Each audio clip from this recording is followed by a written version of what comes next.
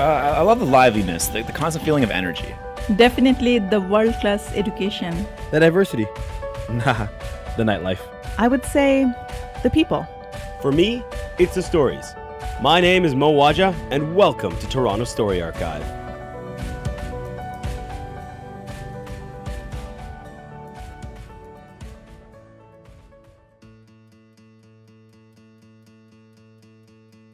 Hello, and welcome to this week's episode of Toronto Story Archive. One day, when I was a kid, my dad brought home a gift in a box. Myself and my two sisters rushed over, eager to see what was inside. We opened the box, and there was a bunny. We named him Shafi, a word which means gift. As Shafi grew from a tiny bunny into a very slightly larger bunny, we began to introduce him to the great outdoors. Every so often, we take the bunny out on a leash and walk him around the backyard. Now, keep in mind we didn't live in a big city then, so backyards were not a thing of myth and legend, but instead a real piece of property that you could own without giving up 200 million and a kidney. So anyway, we take the bunny outside and he starts hopping along, happy as can be. But then along comes this dog, and now not a big dog, mind you, but a little pug, and this little pug seems pretty much harmless, all tongue hanging and tail wagging. So the pug makes his way over to Shafi and bends down on his front paws, tail in the air, wagging still harder. Shafi takes one look at this dog and shrieks to high heavens. Yes, literally shrieked. For any of you wondering, hey, what sound does a rabbit make? Rabbits are tiny, fluffy, freaking banshees. The sound was so loud and shrill that the dog decided that this was too real for him and thought to take his leave. I, on the other hand, experienced an immediate sharp pain in my wrist as the rabbit, and to a slightly lesser extent I, took off careening across the backyard. See, we'd been out there for a while, and so I, lazily, had tied the chain attached to the rabbit's leash around my wrist, instead of holding it in my hand. The leash itself accommodated the rabbit's more delicate physiology. Instead of tying around his neck, the leash wrapped around his body, giving him all that much more force to pull with. So, in spite of the fact that the rabbit weighed almost nothing, I was caught completely off guard and staggered forward a few steps and almost lost my feet before the connection between the chain and the leash on the rabbit broke and Dobby was free. Now, the rest of the family immediately got involved. Still screaming at the top of his lungs, Shafi began bolting around the backyard. Not in any particular direction, mind you, but eventually in every direction. And it took the lot of us like 20 minutes to catch this dude. We set picks, we set screens, we attempted tackles, but the bunny juked us all. In the end, it was only because he tired and slowed that we were able to recapture him. But after that, he was never really willing to go outside again. Instinctually, that one experience must have painted a picture for him that outside the house was a threat to his life. That's the thing though. Animals, much more so than people, at least, some people, have this powerful sense of self-preservation that overrides almost every other instinct. More than that, they have an instinct for when other animals need their help and are selfless in the act of helping them. Most of us at this point have seen the video of the duck feeding the hungry fishes. Yet, sometimes animals need a little help themselves, a little help from us. And to our credit, there are often people around ready and willing to give that help. This week, I have the pleasure of chatting with Edie Kaldis. Edie is a retired RCMP sergeant, a marathon runner, and an avid golfer. Coming at us from Whitby, welcome Edie. Hi, Mo. Thanks for having me on the show. Great to have you, Edie. Edie, how are you doing today? I'm great. How are you, Mo? Doing very, very well. Edie, I want to start by asking you the one major question we ask everyone who comes on Toronto Story Archive, and that is, what is one thing you love about Toronto? Oh, that's easy. It's the Blue Jays and the Rogers Centre and going to a game live. That's fantastic. A true patriot right there. I actually went to my first Blue Jays game only last summer 2016. Yeah, a group of us ended up going to watch Batista win us yet another match for the Blue Jays. It was pretty fantastic. Yeah, the Blue Jays aren't doing so well this year, but last year it was great going to the games. And when you when you go to the game, just before you even get inside the Rogers Center, just the vibe that you get from all the fans together, like you and sometimes up to 50,000 other people with the same thing in common. Everyone loves the Jays. Everybody's going. Everybody has their sweater on. Everybody's just like so excited to be there. It's just a great feeling. It's true. I mean, we've seen a pretty interesting evolution in I guess, Toronto's sports culture over the last few years. I mean, when I first moved here, there wasn't so much of Torontonians have always been very, very, very patriotic, but there was a shift that took place, with the Raptors, with the Jays, I suppose with the Leafs. But there's like a shift that's taken place in the sports culture in Toronto, especially as these teams seem to have ramped up their wins, their ability to win, and make Toronto greater on a larger scale. Well, no, Toronto has the best sports fans in North America. I believe that. And, now that the Leafs are in the playoffs, it's going to be, even better downtown Toronto. You have the Jays playing during the day. You have the Leafs playing at night. And the Raptors, I don't know when they're playing. I'm not a big Raptors fan, but I'm sure they're playing. They're probably playing at the same time because they play in a different spot. I don't know. Well, it's absolutely true, right? I mean, I won't pretend that I am heavily a heavy follower of sports on the whole, but I will say that many of my friends do, and this has been kind of a renaissance for them because things have changed. And like you're saying, these sports are playing all the time, and they give Toronto new life, new ability to grow and to draw people in and to create the connectivity between people that makes this city truly fantastic to live in. Well, as far as the Leafs go, it's definitely a renaissance. But they are in the playoffs, so we can hope for the best. That's true. I mean, my fiance is from Ottawa. She's a Sens fan, so I take my digs where I can get them. I take my digs where I can get them. But no, I mean, this is part of what makes Toronto amazing. The ability to be patriotic, not just to Canada as a whole, but to the city itself. It's part of what helps make Toronto the center of the universe. You know what I mean? Yeah, I do. And especially on game day. I mean, if you've ever been downtown, even if you're not going to the game, just seeing everyone, like lining up and everybody's so excited and, they're just great fans. Absolutely. So I mean, Edie, we're gonna do I guess kind of a hard segue here, but it's something I'm very, very interested in. You're retired now, but originally you were an RCMP officer. Can you tell us a little bit about what that was like? Sure. Well, I'll start off by saying, I've been retired for 5 years now. So when I joined, it was in 1987. Women had only been in the RCMP since 74, 75. The first female troop graduated in 1975. So they had only been in the force for 12 years when I joined, which really, it seems unbelievable now to think back then that there was less than 5% women in the RCMP. I mean, now it's up to, I think, over 20%. But at that time, it was pretty low. So, I mean, after I graduated from our training academy in Regina, Saskatchewan, I was sent to Toronto. Now, there were other women in Toronto, but in the unit that I spent my first 12 years, I was the only woman for 12 years. Or Wow. At least, if I wasn't the only woman, I was the only woman in my unit. And then when Toronto kind of separated and we went to 3 different detachments outside of the city, instead of having, the one area downtown, then I was the only woman in my unit for the rest of the time that I was there. So, yeah, it was fun actually. Like I grew up in rural Quebec on a farm, and I was pretty tough physically, and I think that kind of prepares you for working hard and being in the elements. I mean, it just I think it prepared me more, and I never minded working with all men. And in fact, I kind of miss it now because I find myself going around the corner and talking to the men on the street. Hey, how's it going? Because it just is that camaraderie that I miss.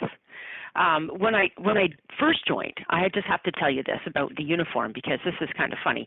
The female Red Surge when I first started in '87, wasn't the same as the men's.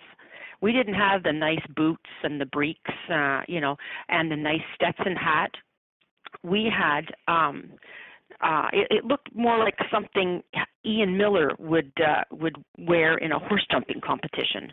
We had this ugly white polyester turtleneck and a plain blue skirt, which was pretty ugly, and shoes. They were white cross shoes. I kid you not. Oh my Lord. I truly believe that they were left over from World War I. And the government of Canada had them stuffed away somewhere, and they thought, oh, we'll just use these for the women in the RCMP now. And and we didn't wear our guns strapped around, like the nice brown Surge that they wear with the Red Surge. We had a purse, a black purse with a shoulder strap, and inside the purse was a place where you could put your gun inside a strap. It was ridiculous. I mean, There's if no you way ever that can had be to, practical. if you ever had to chase it while you were in that outfit, never mind getting your gun out of your purse, just throw your shoe at them because that would take anybody out. And these shoes were something that my grandmother would have worn, okay, and they were ugly. And our hat, it was a pillbox hat. It looked like something that a hotel porter would wear. I kid you not. They were that was our Red Surge. It was really ugly. It wasn't until I had almost 5 years in the RCMP before we got the new uniform. Same one as the men. We thank Brian Mulroney for that. It was under his leadership that he decided that we should all look the same. And I think that all women just took. Well, it was a big sigh of relief. It's like finally, we can get rid of this ugly Red Surge. Yeah. Well, So that's the important, story right? of the Because Red it Surge. yeah. I mean, it unifies though. It unifies the force, right? Because we all live in a world where the police are there to protect, to serve us. And wow, I almost said surge us. You got me on that track. But that's the thing, right? And I think go Brian Mulroney, because it's important for them to be a unit, for that cohesion to exist, for the population to be able to see that cohesion, no matter who the officer happens to be. So, I guess my follow-up question for you is, you went into this, you grew up on a farm in rural Quebec, you were physically tough. So, I guess what with, the uniform and the nature of the job itself, it must have been not just a physical test, but the mental fortitude must have been important as well. Absolutely. In order to get into the RCMP, they do a lot of tests and, a lot of interviews, not only with yourself, but with your family, with your friends, with your neighbors, with your old teachers. They do an extensive background check on you to make sure that you have the right frame of mind that they want in a police officer. And the RCMP, they really do a good job at weeding out people that they don't think will fit with having that mental strength to withstand some of the things that we have to deal with.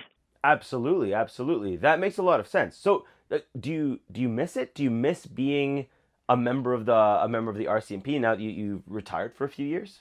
Well, I do miss the people that I used to work with. We used to have a lot of fun together, but I don't miss driving into the city every day and and that the shift work and things like that. I don't miss that part of the job. I don't miss the politics, which everybody has politics in the office. Not just police, everybody.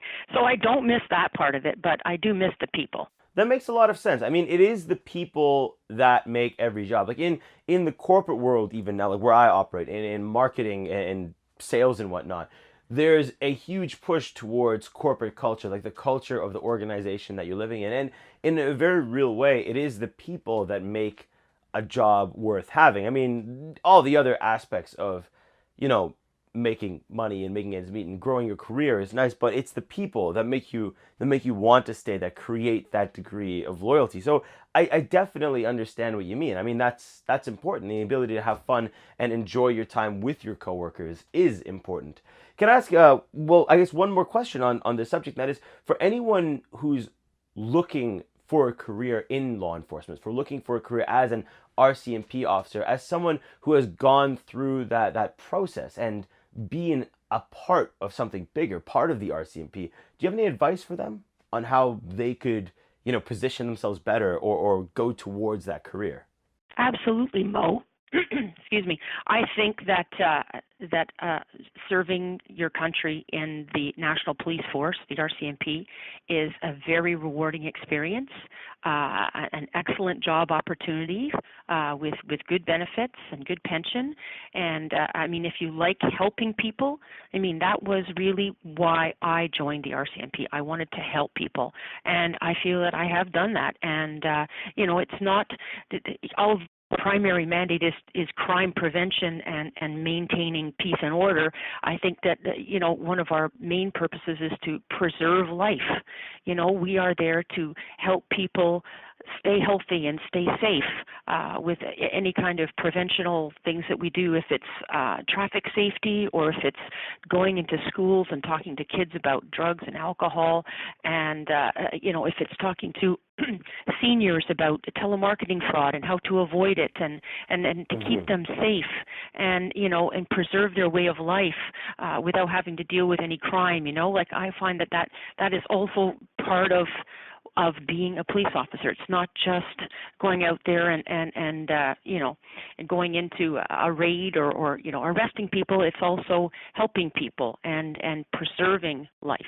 And I think that's something that people sometimes forget. Like in the wake of in the world that we live in the wake of the media, like people sometimes forget that at the end of the day, that's what it comes down to. I mean, like I personally hold a great deal of admiration for anyone who takes the time, makes the effort, makes the personal sacrifice to serve their country and be part of law enforcement. And I think it's important that people in general are reminded of that fact, that at the end of the day, it all comes down to helping people and, as you say, preserving life. I was talking to another guest on Toronto Story Archive about the idea of helping people and what that means actionably in the world around us. And one of the things that she and I talked about was the idea that no matter what area of the population you're in, there's always an opportunity to commit yourself to helping others. For instance, she was talking about the idea of homelessness and how she and a friend of hers hosted a barbecue to help feed the homeless. And there's this idea that it is the people who are either in uniform or affiliated with a church group or another group or a charity group or a nonprofit that are the only ones in the right position or the best position to help others. But I think it's important that people, I guess, recognize that help can come from elsewhere, even if you have moved on from a career in law enforcement, for instance, or you're not affiliated with one of those groups. Absolutely, Mo. And this sort of feeling that helping others and the feeling that you get from helping others stays with you even after policing. I mean, I still feel the need to help others, and helping others, it helps you live longer. I mean, regular volunteering reduces your early mortality rate by over 20%. I think it's incredible how much it adds to your life. Absolutely. I mean, I suppose not just adds to your life physically, but also emotionally. I mean, I feel like that desire to help others isn't something that ever really goes away. It must be something that exists within you and that desires to be fed through that sort of work. Absolutely, Mo. And it makes you feel good as a person when you do something good. It really does. I don't know. It's a feeling inside that you can only get from helping others. 100%. No, that's amazing. So now that you're retired, right? You're retired. You're no longer an RCMP officer. I mean, what do you do? Like, what do you do with your time? I mean, you're a marathon runner. You're a golfer. I mean, like, I can't imagine what being retired is like. I guess. I mean, I guess you have a lot of freedom for your like to occupy your time. Well, freedom for sure. There's a lot of downtime too, but I was always in pretty good physical shape. I think that's something that just stayed with me before, during, and after my career. And so I work out regularly, and I stay fit. And I was a marathon runner. I've had to stop for a little while because I had an injury. But I'm going to get back into doing more races like that. And I golf. Golf is something that you have to do on a consistent basis if you want to get better. So I do a lot. I do golf a lot, and I have a great bunch of people that I hang out with at the golf course. Most of them are retired like me, and it's a lot of fun. Oh, for sure. I mean, my dad has been trying to get me to learn how to golf for the longest time. I'm terrible, absolutely terrible at it. It doesn't happen for me, the whole swing thing. I've never been able to get the grip right. There's that part where you're not supposed to break your elbows when you're swinging. It doesn't work out for me, But that said, golf courses, they're beautiful places, Like I have suffered through the rest of them played well. A terrible round of golf for me, in favor of the views from the greens, because they are beautiful places, and like many of them carry along with them stories. So I mean, tell me a bit about your golfing, some of the adventures you've had on the greens or the running or something like that. Like now that you're beyond, beyond working as an RCMP officer. Oh well, that's a good question, Mo. But I can give you a very good experience that will kind of like match up with what we were talking about, the preservation of life and all that. There's one particular golf course that I golf at all the time in Port Perry, and at the time this story took place, it was under old management, and that management, I think, just they were trying to sell the golf course, so they really didn't put a lot of time or effort or energy into anything on the golf course. Now, just as a little backstory here, it's a story about a goose, and this goose lived on the golf course. But a little bit of a backstory: this particular family of geese come back every year to this golf course. I'll mention it, Sunnybray. They come back every year to have their babies, their goslings, at the golf course. So every spring when we're out there, we look for this family of geese because they are always there, the mama and the daddy and the little babies. Usually there's 5 or 6 of them or 7. And, geese are really good parents. Like it's the mother in the front and all the little geese following along and the father in behind. And we watch them grow up until they fly away, which is usually about 2 or 3 months after they're born. So we watch them grow. Now, a couple of years ago, this one baby goose was born with deformed wings. You could tell almost from the start that his wings were not right. They just kind of stuck out on the side. So we all wondered if when the time came, if he was going to be able to fly. Well, it turns out he couldn't fly, so he was handicapped. But he was. Wow.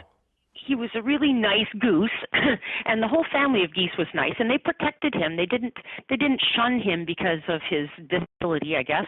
They accepted him into his family, and they loved him just like they did the other geese. And when we would be golfing, there's a certain hole where this family of geese would hang out, and it was right by this pond. And and because the goose couldn't fly, he would always take to the water whenever he felt endangered, or whether he felt that there were any predators close by. So he would go on the water. Now that was all good, and we would all watch out for him and say, we called him Sammy. We would say, "Where's Sammy today? Has anybody seen Sammy?" Because we knew he couldn't fly, and we knew sometimes when his family got older, they would fly away and leave him all by himself at the golf course. And so he became kind of a mascot of the golf course. Like everyone. Every day, did you see Sammy today? Is he still there? Is he still alive? Because everybody wondered. I mean, there were a lot of coyotes and foxes and that around the golf course, predators to geese, especially one that can't fly. For sure. So anyway, this goose, he was very smart. He was always close to the water, never really ventured too far away. But when the other geese flew in, like came back for a visit, they would all squawk, squawk, squawk, and then he would squawk back, and he would run over to them, and they'd have a nice little reunion. So he loved it when the other geese were there. He was happy. He'd go out. He'd venture farther away from the pond to be with them when they were all eating, and he looked like a regular goose, except for the fact that you could see these wings sticking out on the side. Mm-hmm. So anyway, as time went on, some of us at the golf course thought, well, what's going to happen when fall comes and the water freezes over? What's going to happen to this poor goose? Because he's very smart. He knows he wants to live. He's doing everything he can to survive, but it's just not going to be enough when fall comes. Now the ownership. The people that owned the golf course at the time, they didn't care. They didn't want to help. They didn't want anything to do with the goose. They just thought, let nature Mm-hmm. take its course and let this goose die, and that's just the way it is. Well, sometimes nature needs help from us, and if you can give that help, then why not give it if you can? So I thought, yeah, I know, I'm going to try to save this goose. So a friend that with me, Elaine Dillingham, she lives up in Port Perry, and she went online and tried to find some bird sanctuaries around there that would take in this bird. Well, she did find one. It was called the Oasis Bird Sanctuary. They said they would try to find a home for this goose, but we would have to catch it first. They wouldn't come out to catch it for us. So I'm like, okay, well, that could be a problem. So anyway, my next door neighbor is a canine officer with York Regional, and so he had this big dog cage, and I said, well, can I borrow it? I'm going to try to go out there and catch this goose. So he said, sure, fine. So he lent it to me, and I would go out there. I'd take a golf cart and take my big dog cage out of the trunk and stick it in where you would put the golf clubs, and drive out to the hole where the pond was and wait around there and try to see. And I thought, well, I don't know really how I'm going to do this. But every time I went there, Sammy would look at me and go on the water. And I'm like, well, this is not going to work out very well. Sometimes I would sit there for like an hour wondering what I'm going to do and how I'm going to get this goose. And every time I felt like, this is never going to work, I'm not going to do it, some golfer would come up to me and say, good for you. Keep trying. Don't give up. Save that goose. Sure. Wow. And that would just give me that little extra boost and say, yeah, you're right. I got to keep trying to catch this goose. So I went out, 5 or 6 times to catch that goose. Now, it was getting late in the season by this time. It was getting cold. And the last day that I went out there, I think it was October, and it's a little colder up in Port Perry, so it like the ice freezes over faster there.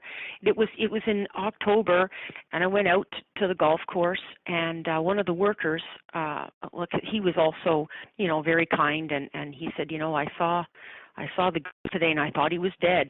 I said, oh no, really? He said, yeah, he had gone on the water to get away from the predators, and the ice had formed around him.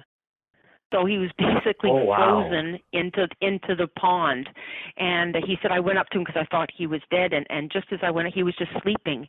And he said he just kind of woke up and got himself out of his frozen state and got up on the ice and started to walk away. But he said, it's not going to be long before something happens. Mm-hmm. I thought, oh my God, this is probably going to be my last chance that I can catch him. So I had my dog cage, and I had a big blanket. And I went out there and I thought, what, this is it, Sammy. What's going to happen? And, it's almost like he knew that he needed help. He started to walk away from the water. He started walking towards the clubhouse. And I thought, oh, my God. So here I am chasing this goose around the golf course with a big blanket. I had to leave the cage there because it was too heavy to carry. And I'm chasing him all over the holes. Like the workers are out there putting fertilizer on. They're wondering, what is going on? Here I am with a big blanket running around the golf course. And, Sammy couldn't fly. But that little bugger could flap his wings and kind of go up in the air just a little bit. He could move pretty fast. Yeah. For a goose who couldn't fly, he could move pretty fast on the ground. So here I am. I'm at some point running to catch up to him. And people are laughing and wondering what the heck I'm doing. And then he made his way right to the clubhouse, and I knew I had him.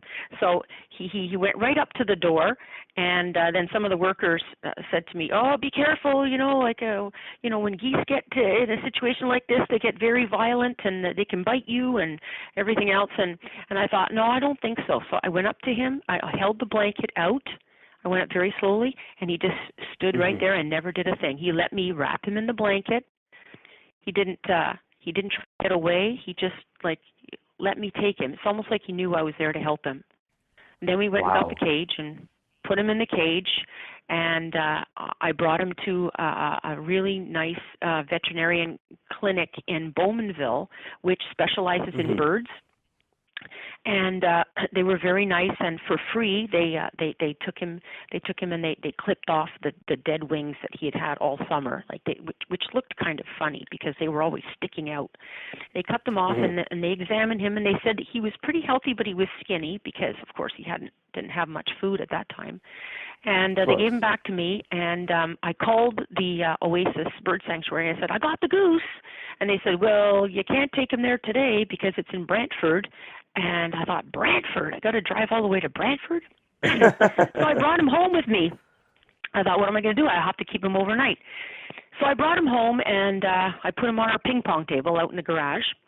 And my daughter was in high school at the time, and of course she knew that I was trying to catch this goose, and I think I had texted her at lunchtime or something and said, "I got the goose," and she was so happy, and she came home, she brought all her friends with her, so we had this long line of high school kids going into our garage to see this goose on the ping pong table in the dog cage, and I never felt so happy as I was when my daughter said to me how proud she was that I was her mom and that I'd done that to save that goose. Oh, that's amazing. And that was a really nice feeling, and it really was. And so, but we still didn't know how this goose was going to react to its new home, right? So my husband came with me. We went up to Brantford the next day to a place. It's called Dream Acres. It's owned by a lady named Sherry, and she had a lot of ducks and geese and chickens, and she actually raises dogs there. And she had one dog that was trained to keep predators away from all her birds. So that was nice. They could wander around the barnyard all day without any sort of enclosure if they wanted to. So we brought the bird there, and he got out of the cage. But it took a couple of weeks before he got used to his surroundings. I guess I used to text Sherry, or I would email her every day saying, "How's Sammy doing? How's he doing?" She goes, "Well, he's not really eating very much." And so we were kind of worried at first, but and then she said, I don't know what to do. And I said, well, I do know that he really likes the water. So she went out and bought a little pool, one of those little children's pools, the little plastic pools, and she put water in it. And she said as soon as I put that out there, he got right in it and started swimming around, and he seemed to enjoy that. And then he started becoming friends with two of her other, one was a duck and one was a goose. It was Henry and Peep. And they became really good friends, I guess. So now the three of them, they kind of rule the roost there at Dream Acres. They wander around all day long. The three of them, the three amigos, all together, and they pretty much run the place. They're in charge. And Sherry tells me that every once in a while a flock of geese will fly overhead, and they'll squawk and call out, and Sammy will answer back all the time. She says, I always feel sad. And I said, well, you never know. It could be his family flying over there saying hello, You never know.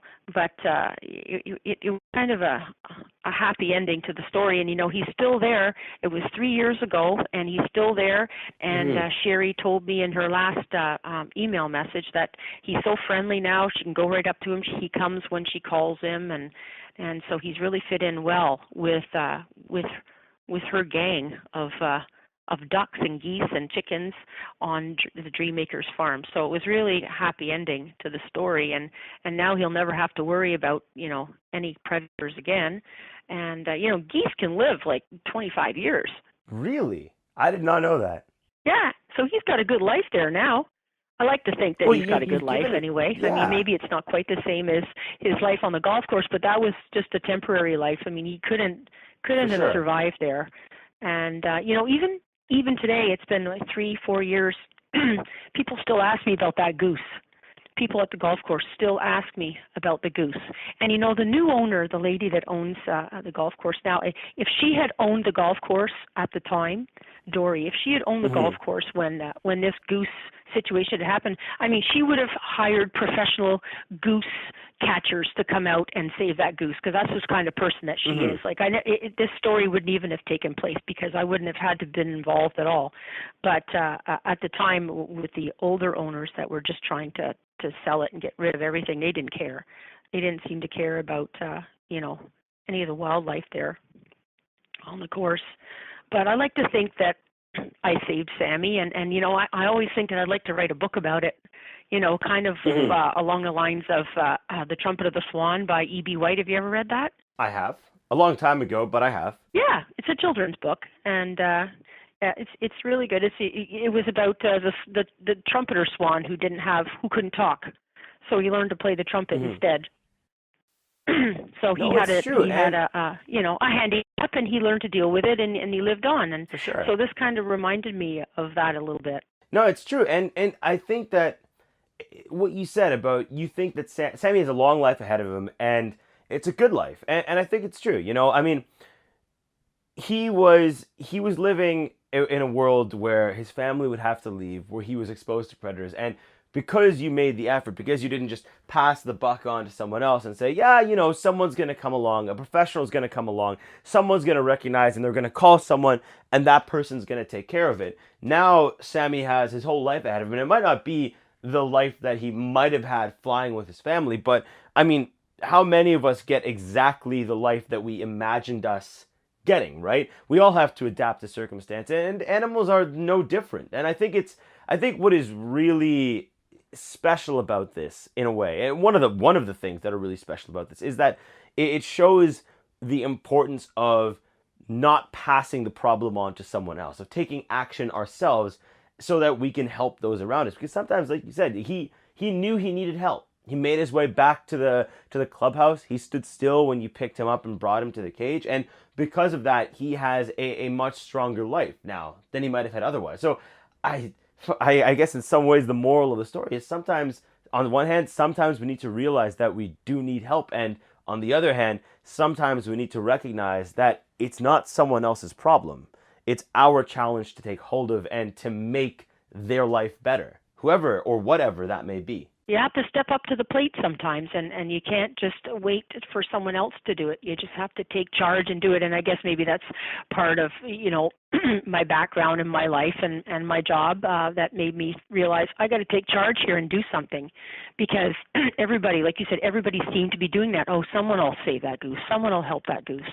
And no one was doing it. And I seemed to be the only one. And I do remember the club manager at the time, the guy that was running the inside. He's not there any longer. He laughed at me. He thought it was a stupid thing what I was doing. He thought that it was dumb, and why are you doing this? That's so stupid. And I thought, you know what? In my heart, I knew I was doing the right thing. I knew it. And that's what's important. I didn't care what he thought, because I knew I was doing the right thing.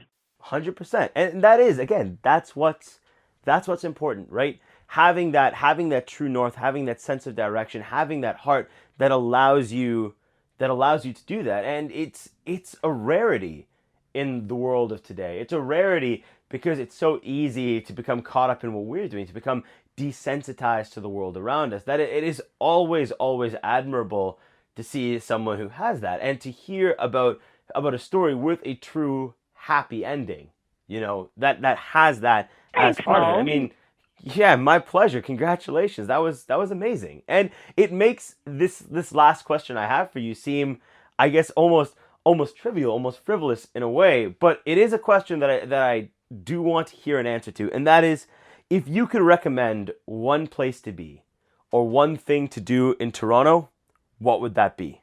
Well, right now you have to go see the Leafs play. at the Air Canada Centre. They're in the playoffs. That would be the one thing that I would say right now.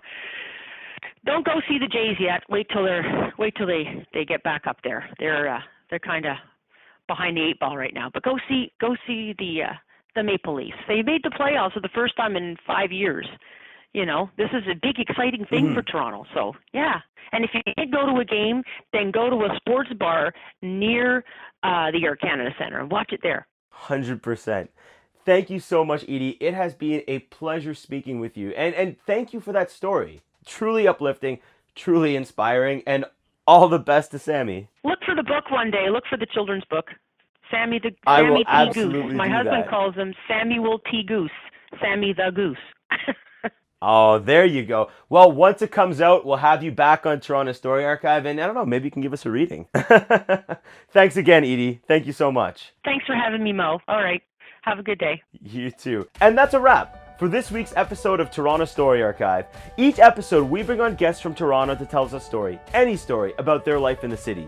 Our commitment is to not sell, pitch, or bore you. Our goal is to amuse, excite, and at the end of the day, entertain you with stories told by the many voices Toronto has to offer.